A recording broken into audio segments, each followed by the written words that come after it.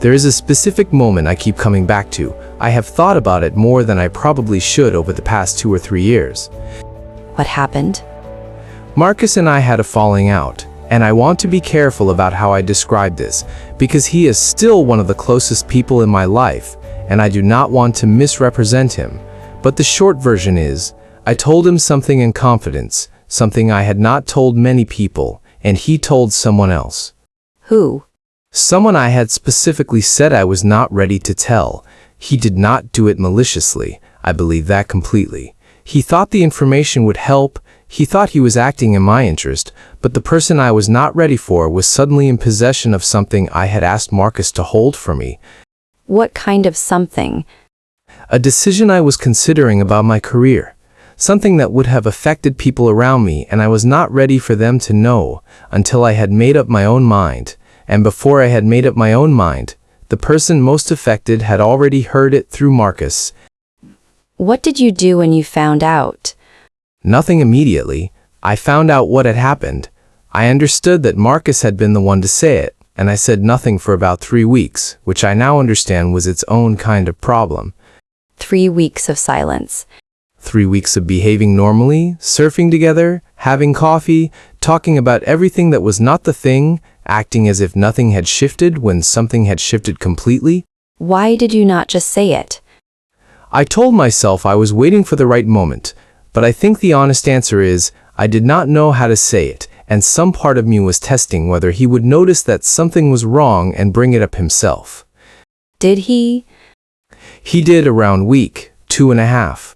He asked me directly, "Is something off with you?"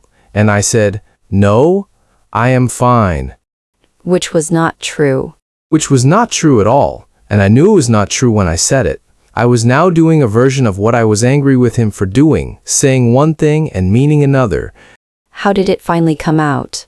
He called me early one morning before I had properly woken up. I was still half asleep and my usual self-management was not fully running, and I just said it, not gently, not in the way I had rehearsed, which was calmly and with some fairness toward his intentions. I said it badly. What does badly look like? With more accusation than was fair, without enough acknowledgement that he had been trying to help me. In his own way, he went very quiet in a way I had not seen from him before. And then he said, "I need a day," and he ended the call. And then?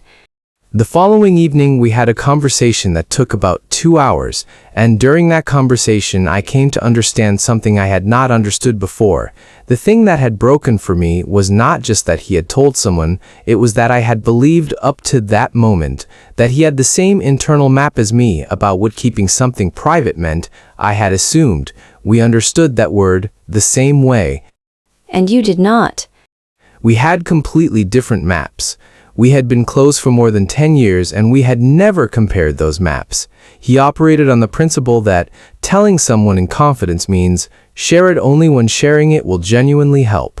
I operated on the principle that it means do not share it. Full stop. Those are almost the same position, and they are entirely different. A gap so small it was invisible until it broke something. Until it broke something? Yes, and I think that is the thing about this kind of trust break. It is not that one person is bad and one is good. It is that two people had been using the same words to mean different things for years without realizing it, and the only way to discover that is for the difference to cost something. How did you repair it? We talked until we understood each other's map, not until we agreed. We still do not fully agree on that question, but I understood why he had done what he did. And he understood why it had hurt me as much as it did at the end of the conversation. He said, "I should have asked you first."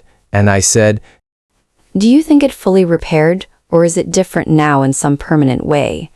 "Both. It repaired and it is different. I used to trust Marcus with a kind of unconscious ease. The trust was just there.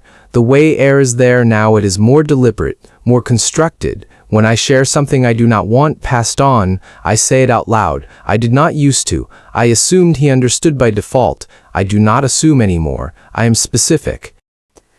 Is that worse? In some ways because the ease is gone, but in other ways it is more solid because the trust we have now has been tested and held. The old trust had never been tested. I did not know what it was made of until it was under pressure. So the breaking was also a kind of information. Yes, I would rather not have had the information that way, but I have it, and I know more about what we are to each other than I did before. I want to tell you something. Go ahead. I have been thinking about whether to say this because it is not finished. There is no clean ending. I cannot give you the tidy version. Then tell me the other one. Wei and I did not speak for almost 5 months. 5 months. Almost 5 months. And I want to be precise. There was no fight, no confrontation, no moment where one of us said something and the other said, "I cannot accept that." There was just a withdrawal on both sides. Slower responses, then longer gaps, then nothing. What started it? I think I know I am not completely certain, and that uncertainty is part of what makes it hard to talk about. Even now, something happened between us in the context of a project we've been connected through, not a conflict, a misunderstanding about something professional. At least I believed it was a misunderstanding. You did not ask her. Not at the time, because it did not feel like a crisis in the beginning. It felt like a small awkwardness, the kind that dissolves on its own in a week or two. And it did not dissolve. It did not dissolve. A week passed, then another, and I noticed I was not reaching out, and she was not reaching out, and somehow neither of us moved toward the other, two people each waiting for the other to come first. And neither of you going. For almost 5 months. Why did you not go first? I have sat with that question a great deal. I think I was waiting for a sign that she wanted to hear from me, that she was not still hurt by whatever the misunderstanding had been, and I think there was also something else, something I am less comfortable naming. Name it if you can. I was afraid of finding out that the misunderstanding had not been a misunderstanding at all, that she had meant something she said, or that I had done something she found genuinely difficult, and that the silence was not confusion, that it was a decision. The fear that the story you had been telling yourself about what happened was wrong. Yes, and as long as I did not ask, I could keep the more comfortable version. At the cost of 5 months.